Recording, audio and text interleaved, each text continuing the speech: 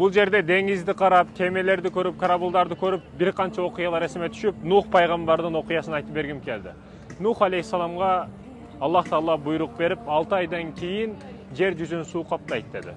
Нух алейхиссалам элин өтө көп мээнет кылды, эмгек кылды, динге, иманга, исламга чакырды.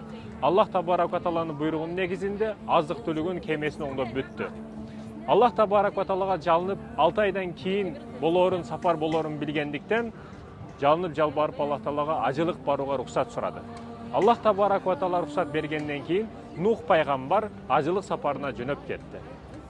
Кеткенден кийин Нух пайгамбарды көрө албагандар, дин душмандары, баягы эптеп душмандык кыламын дегендер, каршылык кылгандар, азыркы учурда күкүрт менен от коебуз, бензин менен ушул каражаттарды колдонобуз. Ал учурдун да өзүнүн каражаттарын колдонуп, Нух пайгамбардын кемесин өрт койдуруп жок кылабыз деп кемеге келишет. Бирок Аллах табарак ва таала жүрөктүн ичинде, жан дүйнөнүн түпкүрүндө болуп жаткан сырларды, хикматтарды бардыгын билип турчу зат.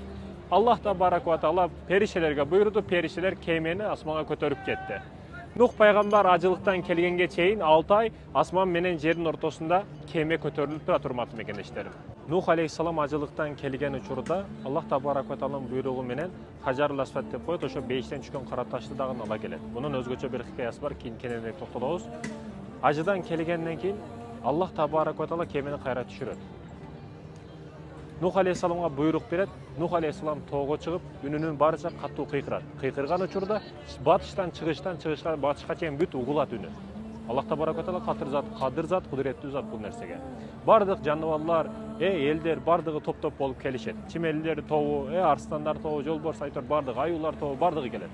Бардыгы келгенден кийин, урматтуу мекендештерим, кайра түшүрүлөт кеме. Нух алейхиссалам бардыгына кайрылып, бардыгыңар батпайсыңар, ошондуктан бир эркек, бир ургачы болуп бардыгыңар бөлүнүп чыгасыңар. Аюудан бир эркек, бир ургачы, карышкыдан бир эркек, бир ургачы, айтор бардыгы бөлүнүп чыгат. Ошол учурда Нух алейхиссаламга иман келтиргендер 40 адам болчу. 80 адам болчу. 40 аял киши, 40 эркек киши болчу. Нух алейхиссаламдын кемеси 3 кабаттан турган. Биринчи кабатына адамдар, экинчи кабатына жаныбарлар, башкалар, үчүнчү кабаты ошо жүк-бүк башка дегендей, азык оокат дегендей. Ошондой нерселер чыгат. Нух алейхиссалам ар бир жердин мыйзамы, закону бар дегенде, кеменин законунда мыйзамын койгон. Нух пайгамбар эң биринчи мыйзам жыныстык катнаш кылбайсыңар дейт. Бардыгы чыгып бүттү кемеге. Караса, эшек кире албай турат. Налатка калгыр кирбейсиңби деп Нух алейхиссалам кыйкырган учурда шайтан дагы чуркап кирип алат кемеге. Сен неге кирдиң шайтан десе, сен налата калгыр дедиң го, мен налата калганмын деп ошол учурда кулук кылып кирип кетет. Эшекти кармап, дөмүн кармап турган, тартып турат. Эшек ошондуктан кире албай турган болот. Эшек аркылуу кирип кетти дегени мындайча айтканда. Ошондуктан да эшек өчөшүп калып, баары көргөндө кыйкырабы деп ойлоп калам кээде өзүмчө. Кысага кайталы, ошентип кеменин эрежеси биринчиси жыныстык катнаш кылбаш керек эле. Жаныбарлар бүт бардыгы турат. Урматтуу мекендешим, азыр мен саткындык не үчүн мен эң корккон нерсе экендигимди бул жерде көрөсүздөр. Жыныстык катнаш кылбагыла дегенден кийин бул жерде ит өзүнүн канчыгы менен кошулуп жакындык кылып коет. Мышык аны көрүп калат дагы Нух алейхиссаламга чуркап келип айтат. Болгон окуяны айтканда, Нух алейхиссалам келсе баягы ит канчыгы башка жерде жүрөт, өзү башка жерде жүрөт, эч нерсе жок. Ошондо окуя 2-3 жолу кайталанат. Экинчи жолу дагы кайра кайтып келет. Нух алейхиссалам мышык айтат. Жок, эч нерсе жок. Үчүнчү жолу дагы келип айтат. Ошондо мышык өтө кыжалат болуп, сарсана болуп, мен кайра айтып атам, Нух алейхиссаламдын алдында мен кыжалат болуп калдым деп ойлоп, сарсана болуп, дыккат болуп. Нух алейхиссаламга айткан маалыматынан өзү кыжалат болгон мышык кайра кыжалат болуп, сарсана болуп, мен ушундай маалыматтарды айтып атам, бирок калпчу болуп калдым деп, Нух пайгамбарга кайрылып мышык, Нух алейхиссалам пайгамбар, сен бир белги катары жаратканга жалбаргын, ушул иттин айыбы ачылсын дейт да. Иттин айыбы ачылат, не болот? Мышык барып айтат кайра, Нух алейхиссалам келген учурда алар бири-биринен ажыра албай туруп калган болот, ит канчыгы менен. Азыр дагы окуяларда кээде көчөдө башкада ар ким көрүп айтып келет, ушундай болду, мындай болду, не кылабыз деп. Бул ошол Нух пайгамбардан калган маселе, урматтуу мекендешим. Негизи эле Чыңгыз-хан дүйнөнү басып алган, башка кылам деген учурда, дүйнөнү басып алган айылы, мамлекети болобу, өлкөсү болобу, ал жерде бир шарт койгон, жыныстык катнашты кылбайсыңар дейт. көбөйүп кетпесин деген маселени кылган да, урматтуу мекендештерим. Көбөйүп кетпесин деген маселени кылып жыныстык катнаш кылбагыла деген. Бул албетте Чыңгыз хандын учурунда пайда болгон. Биринчиден ошол жыныстык катнаш кылган учурда аялдын боюна бүтпөсү үчүн, башка үчүн аялдын ичине бүтүп калбаш үчүн баягыдай койдун терисинен, чегилерден, нерселерди пайдаланышып, адамдар жыныстык катнаш кылышкан, аялдар менен, кыздар менен, башкалар менен. Ошол учурда өздөрүнүн командирлери болобу, өздөрү баштап ушундай немелерди кылышкан. Бул анык факт. Тарыхый маселелер булар. Демек, ошол азыр аптекаларда сатылып жаткан жыныстык катнашта бойго бүтүрбөйт деген каражаттардын бүт бардыгы Чыңгыз хандын доорунда пайда болгон экен. Кайдак окуяга кайталы. Нух алейхисаламдын алдында ит өтө кыжалат болду, сарсана болду, уялды жана жаратканга жалбарып, мышыктан арызданды, доомат кылды. Бул менин мышык айыбымды ачып койду, Аллахым анын да айыбын ачкын дегенден кийин бул мышык дагы, мышыктар дагы жыныстык катнаш кылгандан кийин жашыра албайт. 1-2 ай 15 күндөн жогору карай мыяулап, үнүн жашыра албай калат экен да. Демек, бирөөнүн айыбын ачсаң баары сеникин дагы ачып коет экен да. Аллах Таала сеникин дагы ачып коет экен баары. Ошондуктан бирөөнүн айыбын ачпастан тескерисинче жаап жашырып коюшубуз керек. Ошентип сапар улап, мынандай деңизде кеме эки жака оодарылып, мындай болуп, андай болуп, толкундардан өтүп, ар кандай нерселерден өтүп, урматтуу мекендешим, кемеге чыгардан мурда Нух алейхисаламга айттык, Аллах табарак ва тааланын буйругу менен баягы Хаджарул Асвадты жүктөгөн. Адам алейхисалам менен Хава энебиздин сөөгөктөрүн жүктөгөн. Анан Адам алейхисаламга түшкөн мындай Адам алейхисаламдан бери мурас болуп кеткан бир сандык бар эле. Сандык ичинде Адам алейхисаламга түшкөн китеп жана көптөгөн осуяттар бар эле. Ошол дагы сандыкты дагы жүктөп алган Нух алейхисалам. Ооба, урматтуу мекендештерим, кеме ошондой кыска нуска окуялардан, ар кандай узун окуялардан болуп кемеде ушинтип сүзүп бара жатышты. Бирок жүк оорлоп кетти. Жүк өтө оорлош башталды.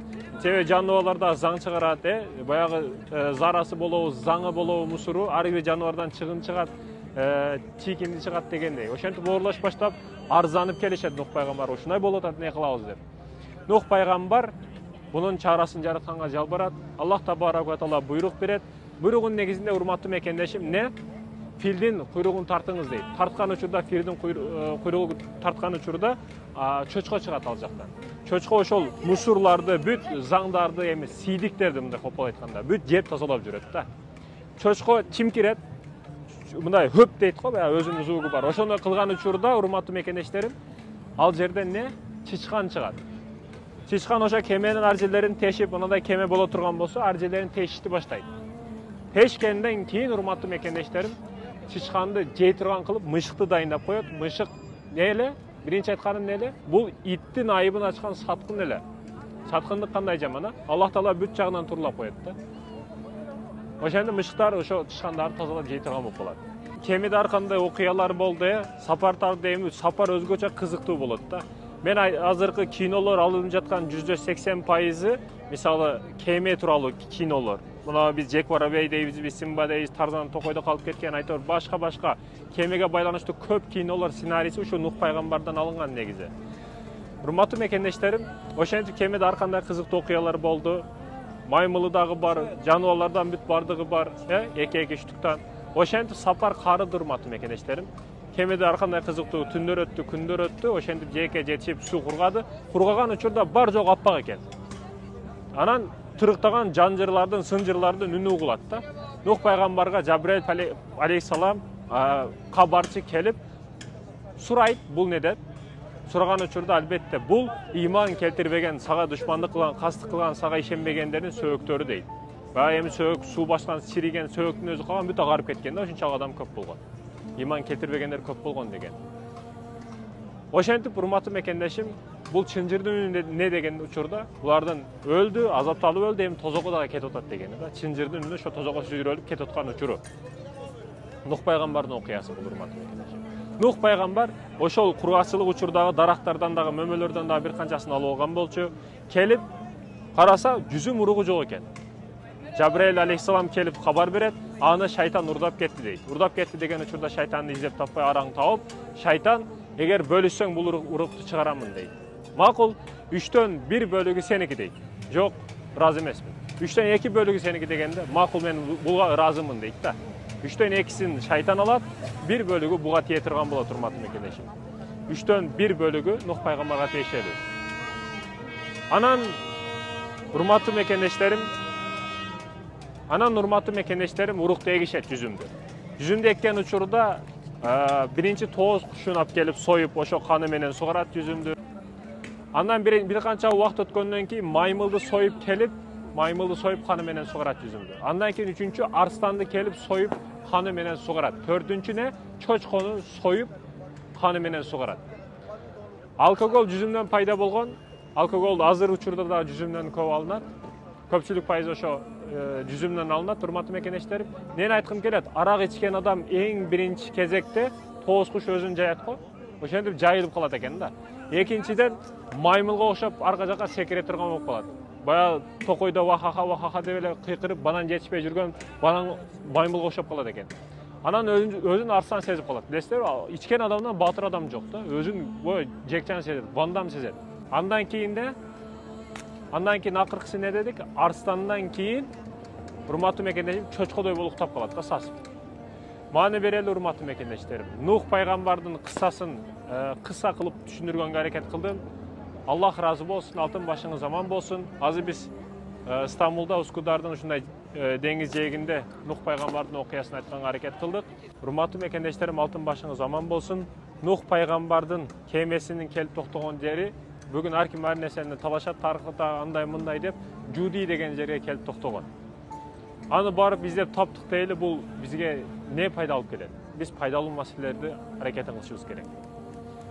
Ошондуктан урматтуу мекендештерим, алтын башыңыз аман болсун, ден соолугуңуз болсун, эл караган жүзүңүз жер карабасын. Эл аман болсун, эл катары биз дагы аман болойлу. Акыретте бирге көрүшөйлү. Дуаларда бизди эстеп туруңуз. Ассаламу алейкум ва рахматуллахи ва баракатух.